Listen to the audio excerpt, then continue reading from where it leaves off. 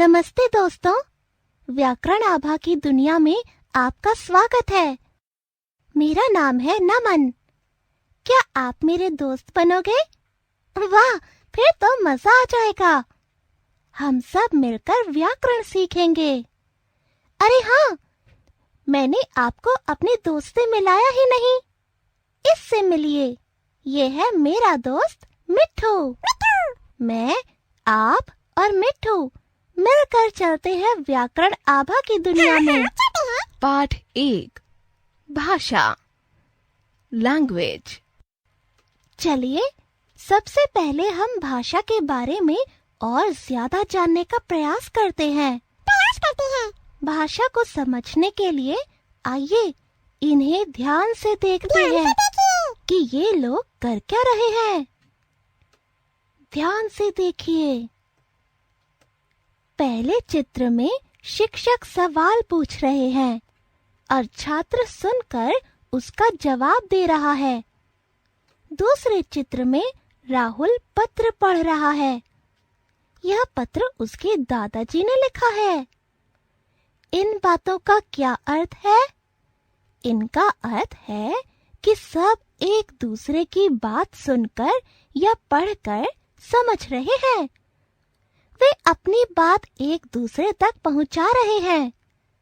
भाषा के द्वारा ही हम अपनी बात दूसरों तक पहुंचा सकते हैं और दूसरों की बात सुनकर या पढ़कर समझ सकते हैं। इस प्रकार हम कह सकते हैं, भाषा वह साधन है जिसकी सहायता से हम अपने विचारों को एक दूसरे तक पहुंचाते हैं। इस प्रकार आपने देखा कि भाषा के दो रूप हैं, मौखिक और लिखित। चित्र में आपने शिक्षक और छात्रों को देखा। शिक्षक सवाल पूछ रहे हैं और छात्र सुनकर समझ रहे हैं। यह मौखिक भाषा है। इसी तरह राहुल के दादाजी ने पत्र में लिखकर अपनी बात कही है और राहुल उसे पढ़कर समझ रहा है। यह लिखित भाषा है। लिखित भाषा में हम लिखकर अपनी बात दूसरों को बताते हैं और दूसरे लोग पढ़कर उसे समझते हैं। कभी-कभी संकेत से भी हम अपनी बात दूसरों को समझाते हैं, किंतु संकेत से गलत अर्थ भी निकल सकता है, अतः इसे भाषा की श्रेणी में नहीं रखा जाता। इतना ही नहीं, पशु पक्षियों की भी अपनी बोली होती है, जिसके माध्यम से वे अपनी बात एक दूसरे तक पहुंचाते हैं। आइए जानते हैं कि कौन सा पशु पक्षी किस बोली का इस्तेमाल करता है। पशु पक्षी बोली, बिल्ली म्याऊ म्याऊ, कौवा काऊ काऊ, तोता टे टे, कोयल कुहू कुहू, कुत्ता हाँ हाँ, बतख क्वाक क्वाक, बकरी में में, गौरैया ची ची। आपने क्या सीखा? पाठ 2 वर्णमाला अल्फाबेट। हम वर्णमाला तो पिछली कक्षाओं में भी पढ़ चुके हैं, मगर इस पाठ में हम वर्णमाला को और अच्छी तरह से समझने की कोशिश करते हैं। समझिए कि वर्णमाला को शब्दों में किस प्रकार उपयोग में लाते हैं। जब भी हम कुछ बोलते हैं तो हमारे मुख से कुछ ध्वनियां या आवाजें बाहर निकलती हैं। कैसे?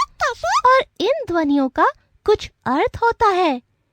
जैसे बच्चे ने पिता को बुलाया, प हलंत जमा आ जमा प हलंत जमा आ। इसी प्रकार दो लड़के आपस में बातें कर रहे हैं। तुम्हारा नाम क्या है? मेरा नाम रमन है। र हलंत जमा अ जमा म हलंत जमा अ जमा न हलंत जमा आ। याद रखिए, बोलने या लिखने के लिए हम जिन ध्वनि संकेतों की सहायता लेते हैं वे वर्ण कहलाते हैं। वर्ण भाषा की सबसे छोटी इकाई है। इसके टुकड़े नहीं किए जा सकते।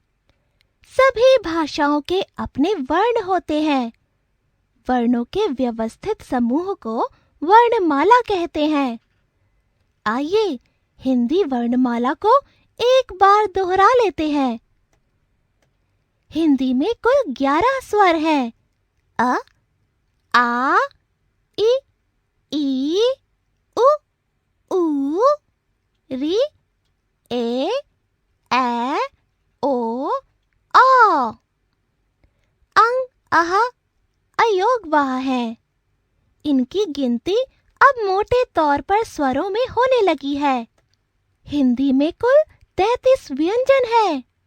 क, ख, ग, घ, ङ, च, छ, ज, झ, य, ट, ठ, ड, ढ, ण, त, थ, द, ध, न, प, फ, ब, भ, म, य, र, ल, व, श, श, स, ह। हिंदी में 4 संयुक्त व्यंजन हैं। क्ष, त्र, ज्ञ, श्र। हिंदी में 2 अतिरिक्त व्यंजन विकसित किए गए हैं। ळ, ढ़।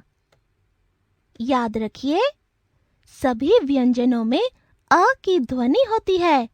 जैसे प हलंत जमा अ बराबर प। ड और ढ से मिलते जुलते 2 वर्ण हैं, ळ और ढ़। इनका उच्चारण ड और ढ से अलग होता है। इन्हें अतिरिक्त व्यंजन कहते हैं। इनसे कोई शब्द शुरू नहीं होता, वरन ये शब्द के बीच या अंत में प्रयोग किए जाते हैं।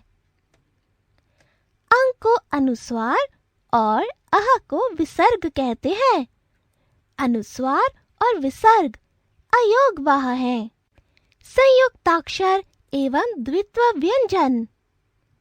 जब 2 विभिन्न व्यंजन आपस में जुड़ते हैं तो उन्हें संयुक्ताक्षर, तथा जब 2 समान व्यंजन आपस में जुड़ते हैं तो उन्हें द्वित्व व्यंजन कहा जाता है। जैसे संयुक्ताक्षर प हलंत जमा य बराबर प्य। जैसे प्याला, प्यार। क हलंत जमा त बराबर त। जैसे भक्ति, शक्ति। द्वित्व व्यंजन क हलंत जमा क बराबर क। जैसे चक्का, पक्का। च हलंत जमा च बराबर च। जैसे बच्चा, सच्चा। स्वरों की मात्राएं। हिंदी वर्णमाला में स्वर स्वतंत्र रूप से बोली जाने वाली ध्वनियां हैं। अ को छोड़कर सभी स्वरों की मात्राएं होती हैं। स्वर अ, आ, इ, ई, उ, ऊ, रि, ए, ऐ, ओ, औ। मात्रा आ की मात्रा, इ की मात्रा, ई की मात्रा, उ की मात्रा, ऊ की मात्रा, रि की मात्रा, ए की मात्रा, ऐ की मात्रा, ओ की मात्रा, औ की मात्रा। याद रखिए, व्यंजन वर्ण स्वर की सहायता के बिना लिखे तो जा सकते हैं, पर बोले नहीं जा सकते। जैसे क हलंत लिख सकते हैं, लेकिन क हलंत को बोल नहीं सकते। क हलंत जमा अ बराबर क बोल सकते हैं। आइए वर्णों में लगी इन मात्राओं को पढ़ें। पाठ 3 शब्द एवं वाक्य। Words and sentences. वर्णमाला के बाद शब्द और वाक्य को बनाना सीखते हैं। वर्णों को जोड़कर शब्द और शब्दों को जोड़कर वाक्य बनते हैं। चित्र देखिए और उनके नीचे लिखे शब्द पढ़िए। घर, मगर, पनघट। अब जरा समझिए। घर शब्द 2 वर्णों से मिलकर बना है, ग जमा र। मगर शब्द 3 वर्णों से मिलकर बना है, म जमा ग जमा र। पनघट शब्द 4 वर्णों से मिलकर बना है, प जमा न जमा घ जमा ट। वर्णों के मेल से शब्द बनते हैं। शब्द लिखते समय वर्णों के मेल के साथ साथ वर्णों का सही जगह पर प्रयोग करना भी जरूरी है। जैसे क जमा म जमा ल बराबर कमल। कमल का अर्थ एक फूल। ल जमा म जमा क बराबर लमक। लमक का अर्थ कुछ नहीं। आइए शब्दों के बारे में कुछ और जानें। कुछ शब्द केवल स्वरों से मिलकर बनते हैं। आ जमा ए बराबर आए। आ जमा ई बराबर आई। कुछ शब्द स्वर और व्यंजन से मिलकर बनते हैं। आ जमा म बराबर आम। ई जमा ख बराबर ईख। म जमा ई बराबर मई। ग जमा ऊ बराबर गऊ। कुछ शब्द केवल व्यंजनों से मिलकर बनते हैं। प जमा व जमा न बराबर पवन। ट जमा म जमा ट जमा म बराबर टमटम। कुछ शब्द मात्रा वाले भी होते हैं। छाता, सिर, खीर, कुल। मूल, कृपा, केला, पैसा। मोर, कौवा, चंदा, गांव। कुछ शब्द संयुक्ताक्षर और द्वित्व व्यंजन वाले भी होते हैं। स हलंत जमा व हलंत जमा आ जमा द हलंत जमा आ बराबर स्वाद।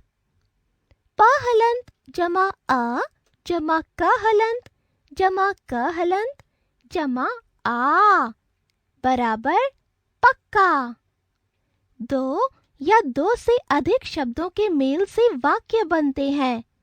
जैसे पिताजी आए, वे खिलौने लाए। हिना खेल रही है। पहले वाक्य में 3 शब्दों का मेल हुआ है। दूसरे वाक्य में भी 3 शब्दों का मेल हुआ है। तीसरे वाक्य में 4 शब्दों का मेल हुआ है।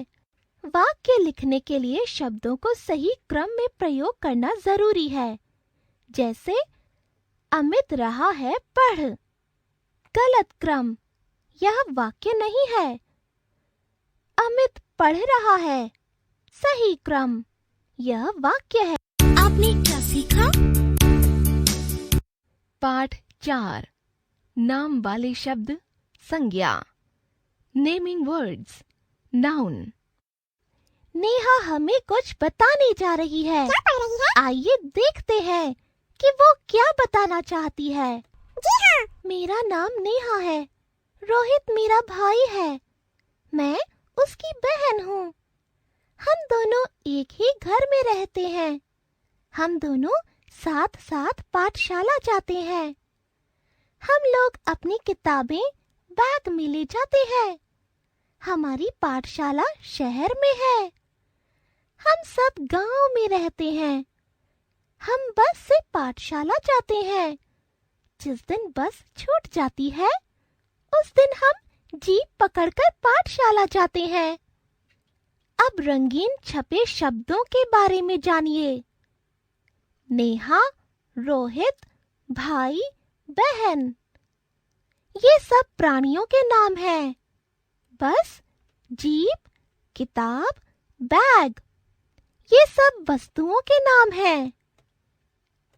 घर, पाठशाला, शहर, गांव, ये सब स्थानों के नाम हैं।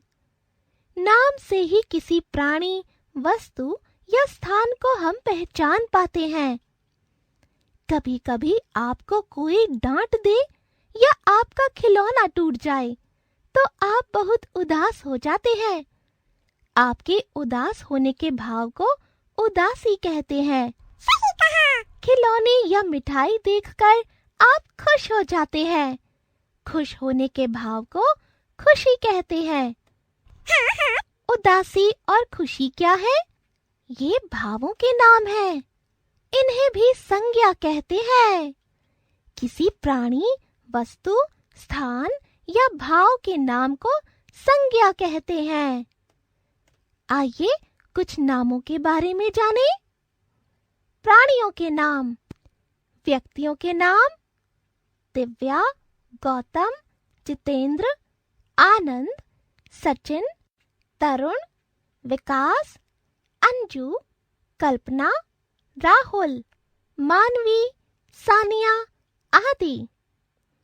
पशुओं के नाम: बाघ, शेर, कुत्ता, हाथी, भालू, चूहा, बिल्ली, चीता, हिरन, घोड़ा, गाय, भैंस आदि।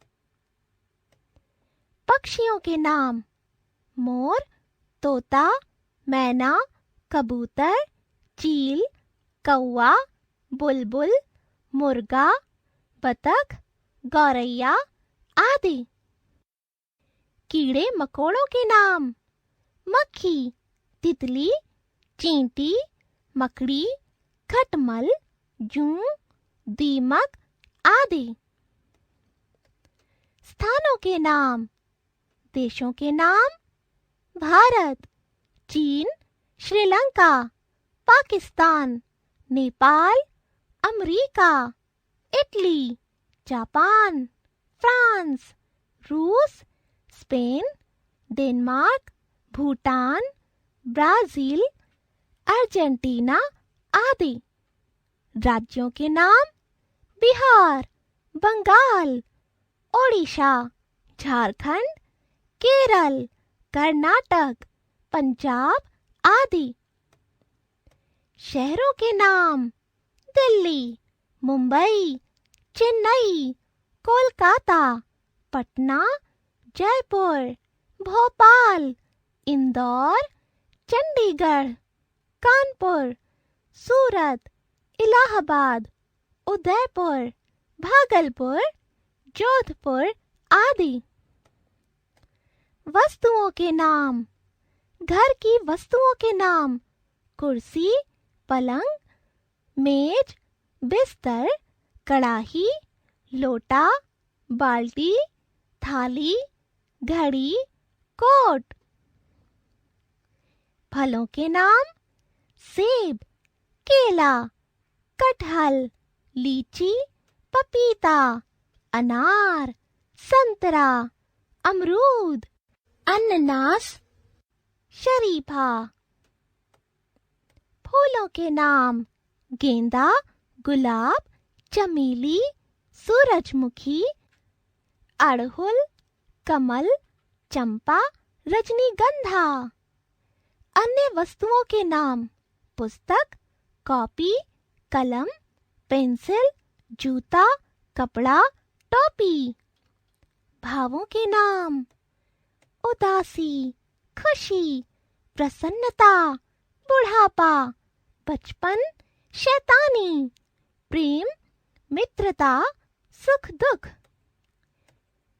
इस प्रकार हमने देखा कि संज्ञा शब्दों यानी नाम वाले शब्दों की सूची काफी लंबी है। आपने क्या सीखा?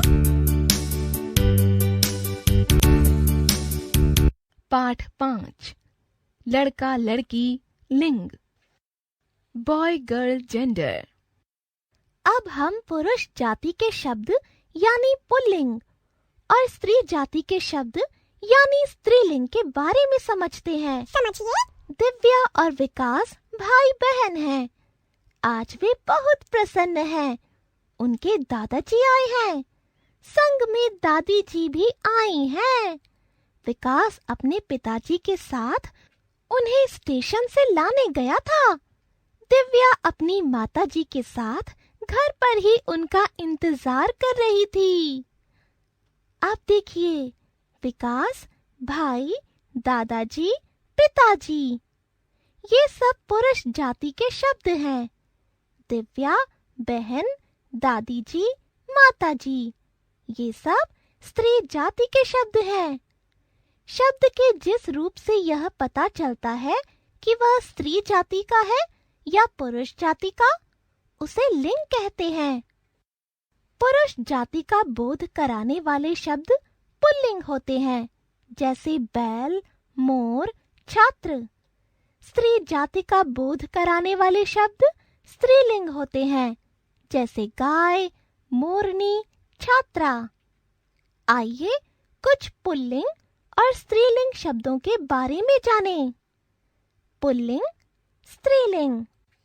नाना, नानी, मामा, मामी, मौसा, मौसी, चाचा, चाची, बेटा, बेटी, लड़का, लड़की, बकरा, बकरी, घोड़ा, घोड़ी, हिरन, हिरनी, मुर्गा, मुर्गी, मोर, मोरनी, ऊंट, ऊंटनी, आदमी, औरत, हाथी, हथनी, शेर, शेरनी, कुत्ता, कुतिया, चूहा, चूहिया, पति, पत्नी, नौकर, नौकरानी, देवर, देवरानी, राजा, रानी, नायक, नायिका, नाग, नागिन, बाघ, बाघिन, माली, मालिन, धोबी, धोबिन, वर, वधू। आपने क्या सीखा?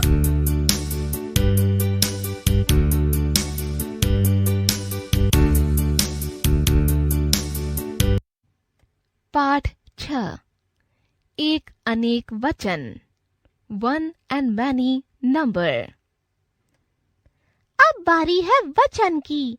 एक वचन और बहुवचन। बहुवचन। शब्द के जिस रूप से उसके एक या अनेक होने का बोध हो, उसे वचन कहते हैं। जिस संज्ञा शब्द से एक प्राणी या वस्तु का बोध हो, उसे एक वचन कहते हैं, जैसे लड़का, लोटा आदि। जिस संज्ञा शब्द से अनेक यानी एक से अधिक प्राणियों या वस्तुओं का बोध हो, उसे बहुवचन कहते हैं, जैसे लड़के, लोटे आदि। दिए गए चित्रों को देखिए और वचन की पहचान कीजिए। एक वचन, बहुवचन। घोड़ा, घोड़े। माला, मालाएं। पुस्तक, पुस्तकें। नाव, नावें। दिए चित्रों में बाईं ओर एक घोड़ा, एक माला, एक पुस्तक और एक नाव है। इनसे इनके एक वचन होने का पता चलता है। दिए गए चित्रों में दाईं ओर अनेक घोड़े, मालाएं, पुस्तकें तथा नावें हैं। इनसे इनके बहुवचन होने का पता चलता है। याद रखिए, एक प्राणी या वस्तु का बोध कराने वाले शब्दों को एक वचन और एक से अधिक प्राणियों या वस्तुओं का बोध कराने वाले शब्दों को बहुवचन कहते हैं। आइए कुछ शब्दों के एक वचन और बहुवचन रूपों के बारे में जानें। एक वचन, बहुवचन। रास्ता, रास्ते। चूहा, चूहे। छाता, छाते। केला, केले। संतरा, संतरे। घोड़ा, घोड़े। झंडा, झंडे। जूता, जूते। ताला, ताले। पंखा, पंखे। घड़ी, घड़ियां। बकरी, बकरियां। गाड़ी, गाड़ियां। नदी, नदियां। साड़ी, साड़ियां। चाबी, चाबियां। कहानी, कहानियां। माला, मालाएं।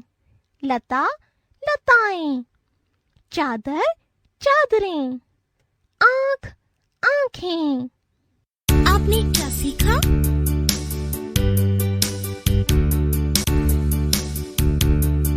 पाठ 7 सब नामों के लिए सर्वनाम। For all naming words pronoun. यहाँ रवि तथा उसके पिताजी के बारे में कुछ बातें बताई गई हैं। इन्हें पढ़िए। सीखेंगे, जरूर सीखेंगे। रवि एक अच्छा लड़का है।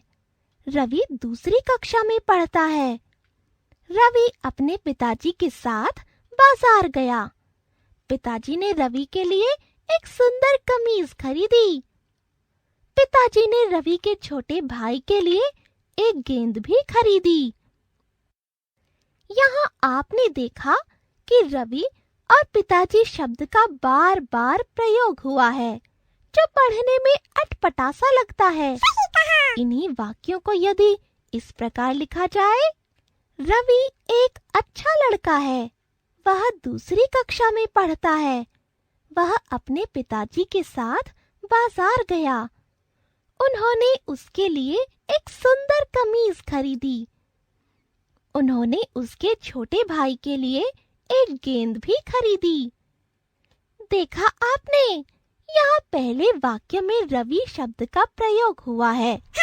दूसरे और तीसरे वाक्यों में रवि के स्थान पर वह तथा चौथे और अंतिम वाक्य में पिताजी के लिए उन्होंने तथा रवि के लिए उसके का प्रयोग किया गया है। अब इस अनुच्छेद की भाषा ज्यादा प्रभावशाली और सुंदर बन गई है। जो शब्द संज्ञा के स्थान पर प्रयोग किए जाते हैं उन्हें सर्वनाम कहते हैं। कुछ अन्य सर्वनाम शब्द अपने लिए मैं, हम, मेरा, हमारा। सुनने वाले के लिए तुम, तुम्हारा, तुम्हें, आप। किसी दूसरे व्यक्ति के लिए वह, वे। किसी निश्चित वस्तु के लिए यह, ये, वह, वे। किसी अनिश्चित वस्तु के लिए कोई, कुछ। प्रश्न करने के लिए कौन, क्या, किसे। दो वाक्यों का संबंध जोड़ने के लिए जिसकी, उसकी, जो, वह, जिसे, उसे। आपने क्या सीखा?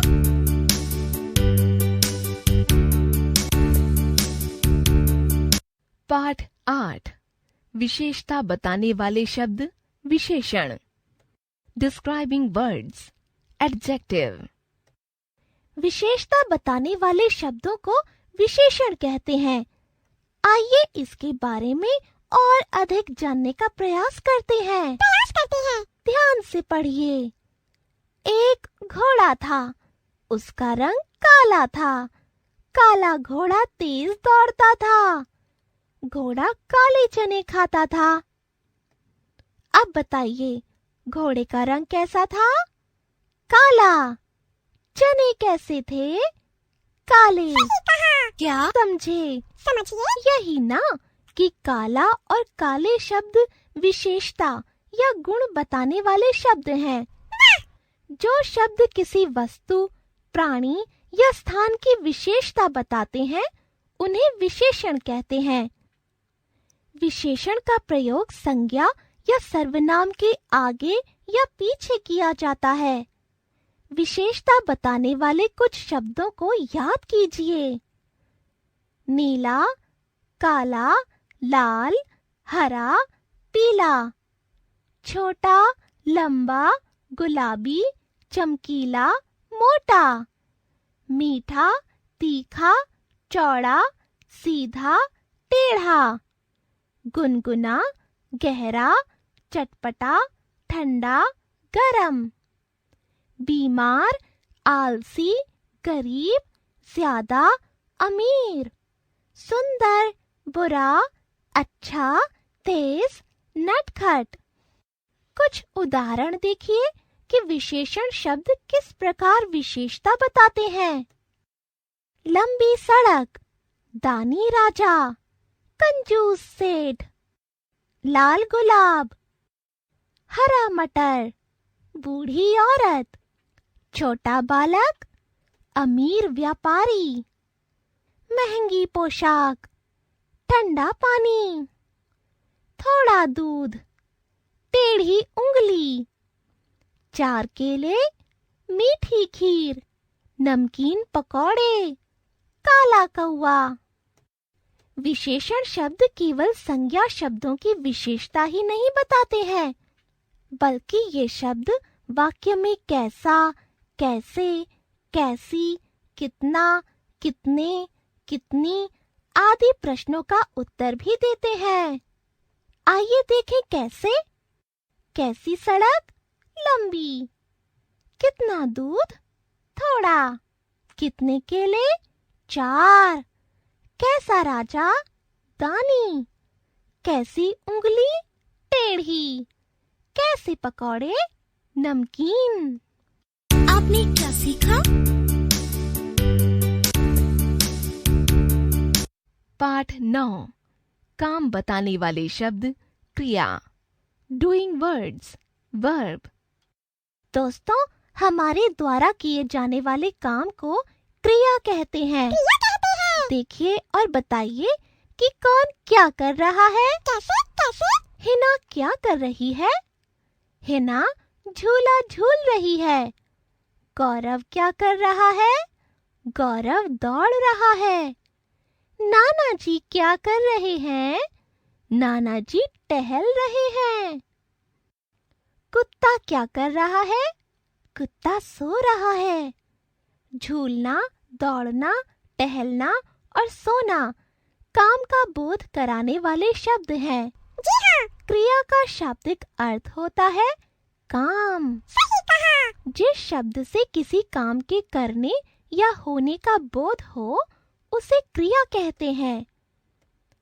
काम का बोध कराने वाले कुछ शब्दों को याद कीजिए। आना, जाना, खाना, पीना, हंसना, देखना, पढ़ना, लिखना। खेलना, तोड़ना, जोड़ना, देना। उठना, बैठना, डरना, नाचना। उड़ना, दौड़ना, मारना, झांकना। आइए क्रिया के बारे में कुछ और जानें। जब क्रिया शब्दों से वाक्य बनते हैं तो उनके रूप बदल जाते हैं। जैसे दिव्या खेलती है, दिव्या खेल रही है। दिव्या खेलेगी, दिव्या खेलने वाली है। वाक्य में क्रिया अंत में आती है। जैसे वह कानपुर गया, अजीत बाजार जा रहा था। वाक्य में क्रिया एक शब्द की भी हो सकती है और अनेक शब्दों की भी। जैसे आशीष एक अच्छा लड़का है, डिंपल चली गई, नेहा गा रही थी। कुछ काम अपने आप भी होते हैं। जैसे हवा चल रही है, वर्षा हो रही है। आपने क्या सीखा? पाठ 10 समान अर्थ वाले शब्द सिनोनिम्स। यहाँ तो राधिका बैठी है। उसके हाथ में एक किताब है और वो कुछ पढ़ रही है। क्या पढ़ रही है? आइए देखते हैं वो क्या पढ़ रही है। ध्यान से देखिए। राधिका एक कहानी पढ़ रही थी। एक काला कौवा था। उसके मुंह में रोटी का टुकड़ा था। एक लोमड़ी पेड़ के नीचे बैठी थी। उसने कौवे से कहा, काक भाई, एक गाना सुना दो ना। राधिका सोच में पड़ गई। लोमड़ी ने कौवे को काक क्यों कहा? क्या आप भी सोच में पड़ गए? कोई बात नहीं, हम आपको समझा देते हैं। कैसे? कौवा और काक मिलते जुलते या समान अर्थ वाले शब्द हैं। समान अर्थ वाले शब्दों को समानार्थक या पर्यायवाची शब्द कहते हैं। कुछ शब्दों के मिलते जुलते अर्थ वाले कई शब्द होते हैं। ऐसे कुछ शब्द यहाँ दिए जा रहे हैं। दानव, राक्षस, असुर, देवता, सुर, देव, आसमान, गगन, आकाश, गज, हाथी, हस्ती, पक्षी, खग, चिड़िया, पेड़, वृक्ष, तरु, पुष्प, फूल, सुमन, पानी, नीर, जल, आँख, नयन, चक्षु, चांद, शशि, राकेश। शरीर, देह, काया, शेर, सिंह, वनराज, भाई, बंधु, भ्राता, राजा, नृप, सम्राट। सांप, सर्प, भुजंग, सूर्य, रवि, दिनकर, संसार, दुनिया, जगत, सुबह, सवेरा, प्रातः, भूमि, धरा, धरती, हवा, पवन, वायु। आपने क्या सीखा? पाठ 11 उल्टे अर्थ वाले शब्द एंटोनिम्स। शब्दों के उल्टे रूप भी होते हैं। उल्टे रूप? किसी शब्द का उल्टा या विपरीत अर्थ बताने वाले शब्द को उल्टे अर्थ वाला या विलोम शब्द कहते हैं। जैसे मोटा का विलोम शब्द है पतला। कुछ शब्द और उनके उल्टे अर्थ वाले शब्दों की सूची दी गई है। इन शब्दों का अभ्यास कीजिए। शब्द उल्टे अर्थ वाले शब्द: आय, व्यय, आशा, निराशा, उल्टा, सीधा, ऊपर, नीचे, एक, अनेक, कच्चा, पका, गुण, दोष, अपना, पराया, अमृत, विष, अमीर, गरीब, धूप, छाया, दिन, रात, दूर, निकट, देशी, विदेशी, पूरा, अधूरा, बुरा, भला, भारी, हल्का, मित्र, शत्रु, नया, पुराना, निडर, डरपोक, न्याय, अन्याय, मीठा, कड़वा, मुश्किल, आसान, रोना, हंसना, लाभ, हानि, सच्चा, झूठा, सत्य, असत्य, सर्दी, गर्मी, सरल, कठिन, सुख, दुख, सुबह, शाम, सूखा, गीला। आपने क्या सीखा? पाठ 12 गिनती काउंटिंग। व्याकरण आभा से हमें कितना कुछ सीखने को मिला। अब बारी है हिंदी की गिनती सीखने की। आपने पिछली कक्षा में 1 से 50 तक की हिंदी संख्याओं के बारे में जाना। आइए इन्हें दोहरा लेते हैं।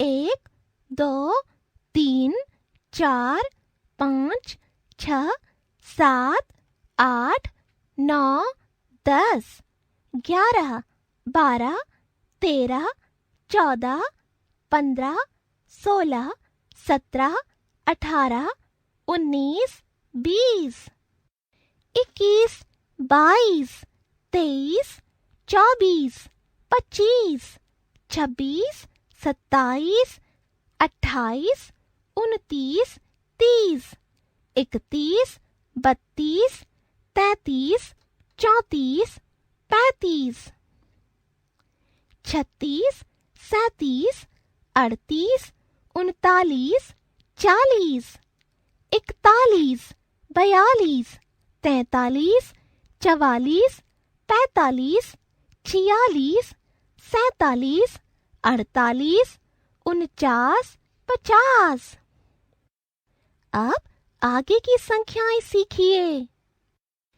51, 52, 53, 54, 55, 56, 57, 58, 59, 60, 61, 62, 63, 64, 65, 66, 67, 68, 69, 70, 71, 72, 73, 74, 75, 76, 77, 78, 79, 80, 81, 82, 83, 84, 85, 86, 87, 88, 89, 90, 91, 92, 93, 94, 95, 96, 97, 98, 99, 100। 1 से 100 तक की संख्याओं को हिंदी के अंकों में इस प्रकार लिखते हैं। 1, 2, 3, 4, 5, 6, 7, 8, 9, 10, 11, 12, 13, 14, 15, 16, 17, 18, 19, 20, 21, 22, 23, 24, 25, 26, 27, 28, 29, 30, 31, 32, 33, 34, 35, 36, 37, 38, 39, 40, 41, 42, 43, 44, 45, 46, 47, 48, 49, 50, 51, 52, 53, 54, 55, 56, 57, 58, 59, 60, 61, 62, 63, 64, 65, 66, 67, 68, 69, 70, 71, 72, 73, 74, 75, 76, 77, 78, 79, 80, 81, 82, 83, 84, 85, 86, 87, 88, 89, 90, 91, 92, 93, 94,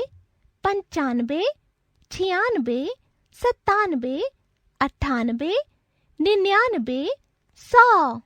आपने क्या सीखा? पाठ 13 निबंध ऐसे। आइए इस पाठ में हम सीखते हैं कि निबंध कैसे लिखा जाता है। कैसे लिखा जाता है? 1. हमारा विद्यालय। हमारे विद्यालय का नाम बाल भारती है। यह मेरे घर के पास ही है। मैं प्रतिदिन पैदल ही विद्यालय जाती हूँ। मेरे विद्यालय का भवन बहुत बड़ा है। इसमें 25 कमरे हैं। श्रीमती रमा शर्मा मेरे विद्यालय की प्रधानाचार्य हैं। वे एक बड़े से कमरे में बैठती हैं। वे प्रतिदिन अच्छी अच्छी बातें सिखाती हैं। विद्यालय के अन्य अध्यापक भी बहुत अच्छे हैं। मुझे विद्यालय जाना अच्छा लगता है। 2. गाय। गाय एक पालतू पशु है। इसको गौ माता भी कहते हैं। इसकी 4 टांगे होती हैं। इसकी एक लंबी पूंछ होती है। इसके 2 सींग भी होते हैं। यह हरी हरी घास, भूसा और चोकर खाती है। यह हमें मीठा और ताजा दूध देती है। दूध से दही, घी और मक्खन बनता है। यह बहुत सीधी होती है। मेरी गाय मुझे बहुत प्यारी लगती है।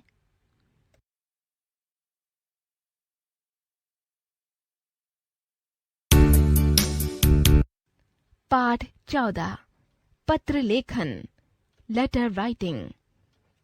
अब हम सीखते हैं कि पत्र कैसे लिखते हैं। कैसे? यहाँ हम अलग अलग प्रकार के पत्र लिखना सीखेंगे। सीखेंगे? जरूर सीखेंगे। 1. जन्मदिन पर मित्र अथवा सखी को निमंत्रण पत्र। लाजपत नगर, दिल्ली, 5 जनवरी 2014। प्रिय सखी शालिनी, नमस्ते। 10 जनवरी को मेरा जन्मदिन है।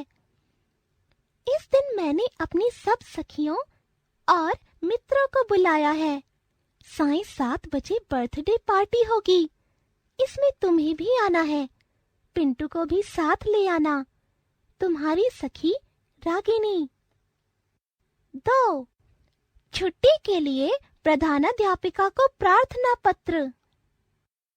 प्रधानाध्यापिका, नवयुग विद्यालय, लखनऊ। महोदया, मुझे आज बुखार आ रहा है। इस कारण मैं स्कूल नहीं आ पाऊंगी। अतः मुझे 2 दिन की छुट्टी देने की कृपा करें। आपकी शिष्या कल्पना गर्ग, कक्षा 2A, दिनांक 3 सितंबर 2014। 3. पिताजी को पत्र। नेहरू नगर, जयपुर, 11 जुलाई 2014। पूज्य पिताजी, सादर प्रणाम। अपने जन्मदिन पर आपके द्वारा भेजी घड़ी पाकर मुझे बहुत खुशी हुई। यह घड़ी बहुत ही सुंदर है। मेरे सभी मित्रों को यह बहुत पसंद आई। धन्यवाद। आपका प्रिय पुत्र, अमन गुप्ता। 4.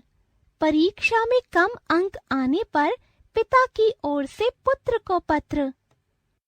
42 शिवपुरी, हजारीबाग, 21 नवंबर 2014। प्रिय सोनू, शुभाशीष, तुम्हारे प्रधानाध्यापक द्वारा भेजा गया प्रगति पत्र मिला। इतने कम अंक देखकर मन बहुत उदास हो गया। तुम एक होनहार छात्र रहे हो। पहले तुम हमेशा प्रथम स्थान प्राप्त करते थे। याद रखो, परिश्रम ही सफलता की कुंजी है। अच्छे अंक लाने के लिए अभी से पढ़ाई में जुट जाओ। मेरा आशीर्वाद तुम्हारे साथ है। शुभाकांक्षी।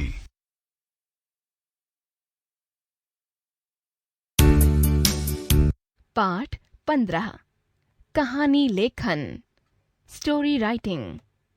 मुझे कहानियाँ बहुत पसंद हैं। मुझे भी। और मिठू को भी। मुझे भी। क्या आपको भी पसंद है? तो चलिए पढ़ते हैं ये कहानियाँ। प्यासा कौवा की कहानी आपने जरूर सुनी होगी। जी हाँ। उसने घड़े में कंकड़ डाला तो पानी ऊपर आ गया। पानी पीकर उसने अपनी प्यास बुझाई। अब एक कछुआ और खरगोश की कहानी पढ़ते हैं। धीरे धीरे चलने वाले कछुए ने तेज दौड़ने वाले खरगोश को दौड़ में कैसे हराया? कैसे? आइए कहानी पढ़कर जानते हैं। 1. कौन जीता? एक बार कछुआ और खरगोश में शर्त लगी कि कौन तेज चलता है। एक जगह तय कर दी गई, वहां जो पहले पहुंचेगा वही जीता हुआ माना जाएगा। कछुआ तो धीमी गति से दौड़ता था और खरगोश तेज दौड़ता था। उसे अपनी तेज चाल पर घमंड था। वह तेज दौड़ा और कछुए को बहुत पीछे देखकर एक पेड़ के नीचे सो गया। कछुआ धीरे धीरे चलता हुआ पेड़ तक आ पहुंचा। खरगोश अभी भी सोया हुआ था। कछुआ धीरे धीरे चलकर तय जगह पर पहुंच गया। अब खरगोश की नींद खुली। वह तेज भागा, पर कछुआ वहां पहले ही पहुंच चुका था। आप समझ ही गए होंगे कि जीत किसकी हुई। 2. समझदार बकरियां। एक छोटी नदी बहती थी। उसी के किनारे 2 बकरियां रहती थीं। नदी पर एक पेड़ गिर गया था। वह पुल का काम करता था, पर वह रास्ता तंग था। एक दिन एक बकरी उस पर चढ़कर दूसरी ओर चली गई। इधर से दूसरी बकरी भी उस तरफ चल दी। तब तक पहली बकरी लौटने के लिए पुल पर आ गई। दोनों एक जगह पर आकर फंस गईं। पेड़ का पुल तंग था। दोनों बकरियां एक साथ नहीं निकल सकती थीं। पहली बकरी बोली, मैं बैठ जाती हूँ, तुम मेरे ऊपर पैर रखकर निकल जा। दूसरी बकरी बोली, नहीं, मैं बैठ जाती हूँ, तुम मेरे ऊपर से निकल जा। एक बकरी बैठ गई और दूसरी उसके ऊपर से निकल गई।